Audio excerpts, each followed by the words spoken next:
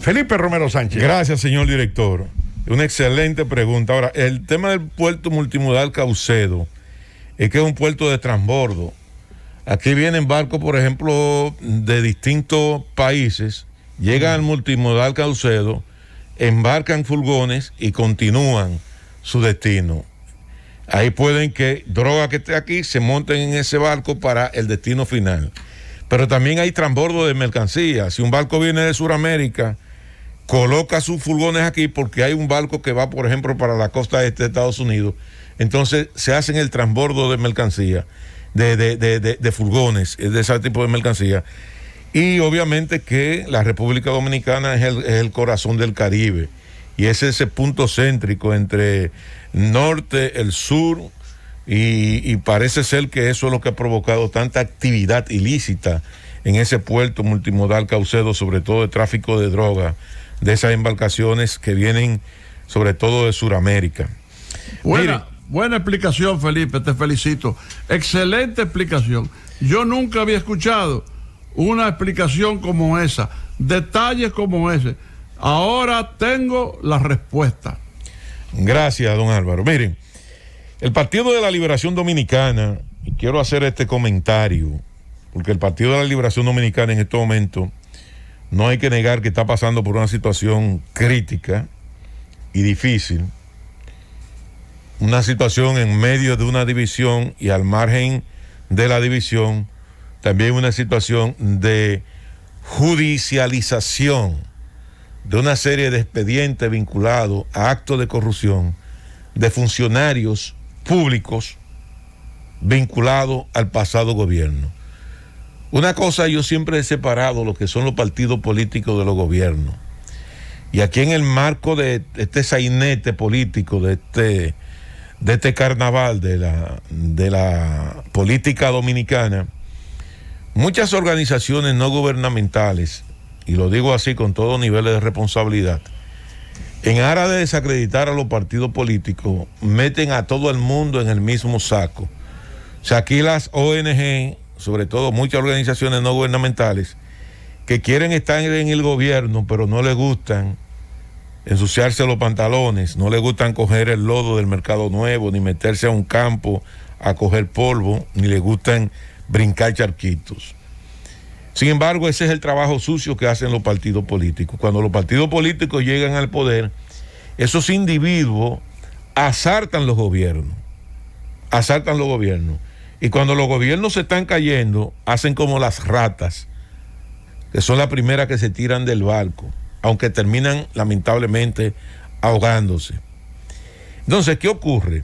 Que quiero separar lo que son los partidos políticos del comportamiento individual de un funcionario público determinado, que creo que tiene que responder, porque toda persona, siempre he dicho, toda persona, llámese como se llame, que maneja fondos públicos, tiene necesariamente que estar en el escrutinio público y no puede ni ponerse guapo ni quejarse porque le pidan cuenta. Y si hay algún tipo de acusación penal en contra de su gestión, bueno, pues usted tiene ahí los tribunales para demostrar que lo que se está haciendo en su contra no es cierto. Y yo creo que ahora lo que le toca a estos funcionarios es demostrar en los tribunales su inocencia. Y hay que dejar que la justicia actúe. Y no podemos convertirnos nosotros en un látigo para la justicia, ni siquiera para el propio Ministerio Público, independientemente de los procedimientos que ha utilizado el Ministerio Público en sus exposiciones en las últimas 72 horas, con las cuales algunas de ellas nosotros no estamos de acuerdo. Pero bien, ese es el rol del Ministerio Público y hay que entenderlo. Pero hay que darle también el beneficio de la duda a los acusados para que los acusados también demuestren su inocencia. Y si un tribunal demuestra que el Ministerio Público tiene razón y que hay elementos suficientes que impliquen violaciones de tipo penal que produzcan una sentencia, esos individuos entonces tienen la responsabilidad de pagar las consecuencias de sus actos. Pero eso no tiene, el PLD no tiene culpa del comportamiento individual, porque las actividades son individuales. los comportamientos son individuales. Usted no puede meter en el mismo cepo a decenas de miles de PLDistas que han construido este partido con mucho sacrificio, con mucha lucha, y que tal vez muchos de ellos se sienten también defraudados, o la mayoría de ellos defraudados por el comportamiento no ético de muchos funcionarios públicos. El presidente de la República le da a un funcionario la oportunidad para construir políticas públicas, para construir políticas públicas del Estado, no para defraudar. Perdóname que te interrumpa, Felipe, don Felipe Romero Sánchez. Tú hablabas de las dificultades que enfrenta el PLD. Una prueba es el Congreso del PLD, que ni huele ni hiede. Precisamente, don Álvaro, quiero apuntalar mi comentario en la parte final hacia el Congreso, porque creo que el Congreso es una de las oportunidades más importantes que en estos momentos tiene el Partido de la Liberación Dominicana, no solamente para relanzarse, sino para reivindicarse frente a la sociedad. Cuando usted comete errores, o el colectivo comete errores, o en nombre de un partido se cometen errores, hay que ser lo suficientemente humilde para reconocer los errores que se cometieron, pero tener la suficiente gallardía también para enviar un mensaje a la sociedad dominicana de que esos errores no se van a cometer. Los partidos políticos son instituciones que sobreviven a los hombres. Los partidos políticos, sobre todo el Partido de la Liberación Dominicana, más que cualquier otro partido, y está demostrado, más que cualquier otro partido, el Partido de la Liberación Dominicana es una institución política que ha sobrevivido a crisis internas peores que la de ahora. Crisis con situaciones mucho más delicadas que la que ha vivido ahora. Porque la crisis de ahora sometió al PLD en unas elecciones a una prueba que sacó un 38%. El PLD en el año 1990 ganó unas elecciones y meses después se metió en una crisis tan profunda que cuando participó en el proceso electoral 4 años más tarde, apenas sacó un 15%, un 13%. Entonces, hay que separar una cosa de otra. Y los PLDistas que han hecho sacrificio por este partido, que han dado su vida por este partido, que han construido sueños alrededor de este partido, no tienen por qué sentirse avergonzados del comportamiento individual de nadie. Tú sabes otra cosa, Felipe, me permito opinar. Adelante. Es muy fácil desde las gradas opinar de lo que está pasando en un juego, o desde las gradas voceando olé. Bueno,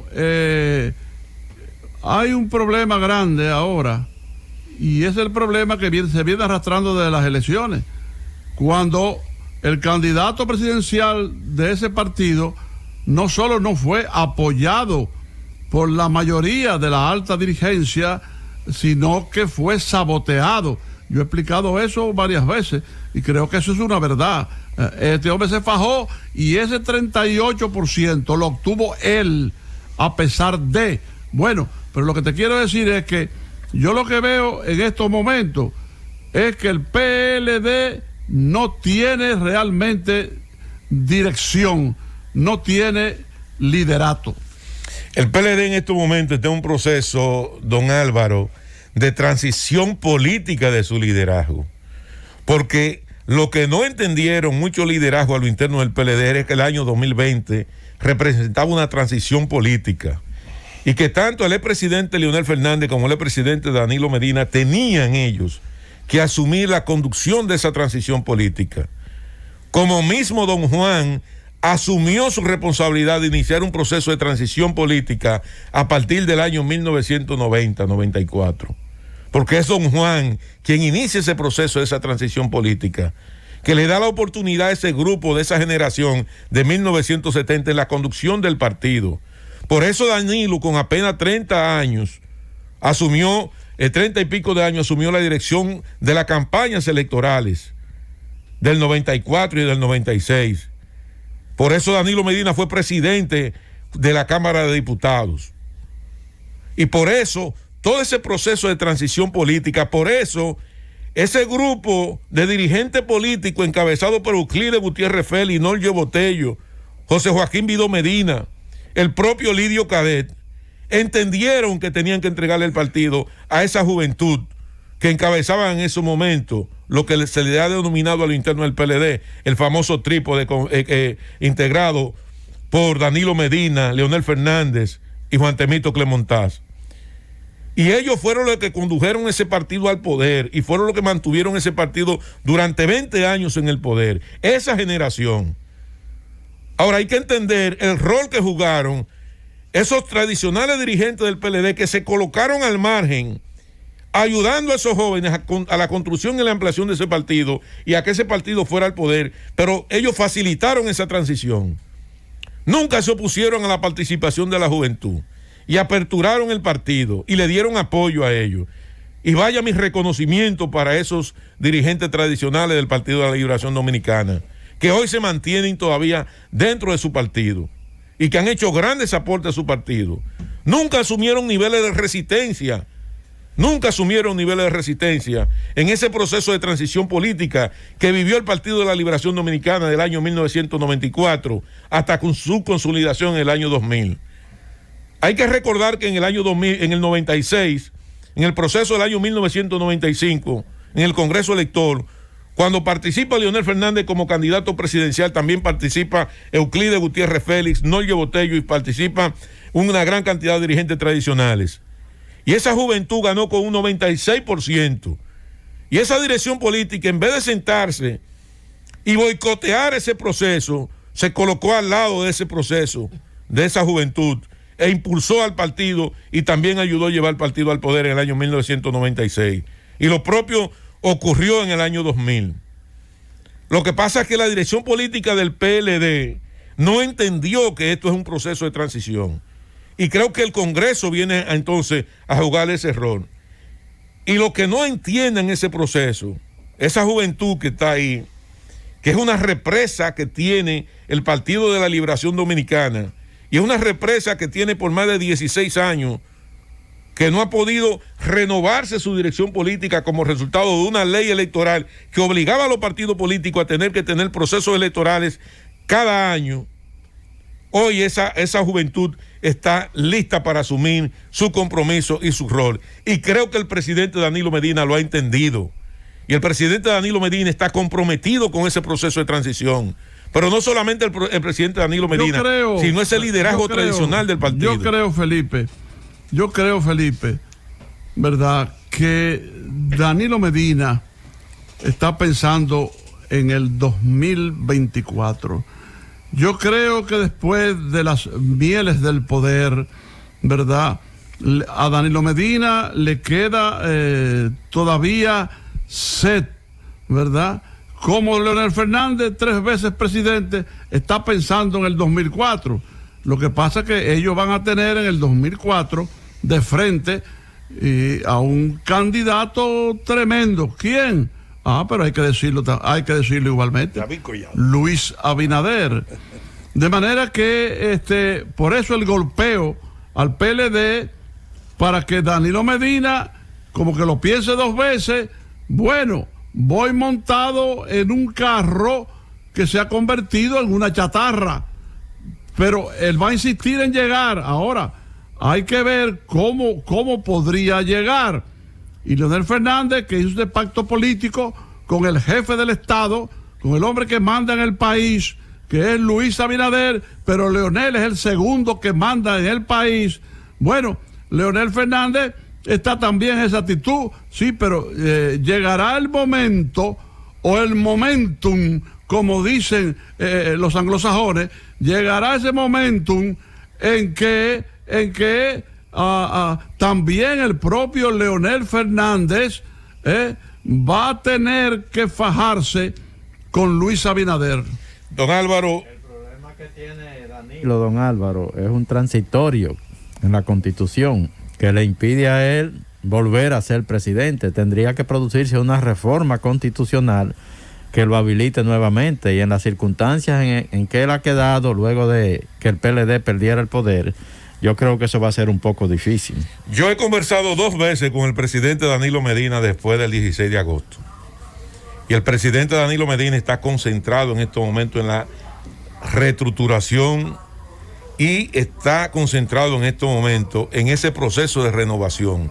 Y él ha dicho que él está comprometido con esa transición política que necesita y amerita en estos momentos el Partido de la Liberación Dominicana. Yo lo que creo es que el PLD en estos momentos tiene necesariamente que salir bien de este Congreso. Se están haciendo reuniones plenarias extraordinarias. Ahí hay un hombre como Melanio que está haciendo un trabajo extraordinario. Ahí hay un liderazgo encabezado también por el exministro de Educación, Andrés Navarro. Ahí está Domínguez Brito. Ahí hay una gran cantidad de hombres y mujeres. Ahí está hombres y mujeres trabajando día y noche en la reconstrucción de ese partido, diseminado por toda la geografía nacional, haciendo plenaria y haciendo debate. Responderle a mi querido y admirado amigo y colega Rosendo Tavares Villalobos. Rosendo, sí, pero cuando Luis Abinader vaya en busca de un nuevo periodo y también Leonel Fernández, entonces, ahí le va a convenir a Luis Abinader facilitar en el Congreso que él controla que se reforme la Constitución para que Danilo pueda ir sabiendo que será ya un Danilo debilitado, con un PLD debilitado, golpeado como lo están golpeando ahora, y seguirá el golpeo. Eso no ha terminado, eso ha comenzado. Entonces, le convendría a Luis enfrentar a un candidato como Danilo en un PLD debilitado frente a un Leonel Fernández con un partido que deja mucho que desear. Pero ahí hay un hombre como Abel Martínez, que está tirado también a la calle al medio, Demetrio Lluvere. Pero nosotros tenemos en estos momentos el principal activo político, que fue el ex candidato presidencial del Partido de la Liberación Dominicana, que acaba hace pocos meses de obtener el 38% de los votos en las elecciones pasadas, que se llama Gonzalo Castillo. Llévaselo.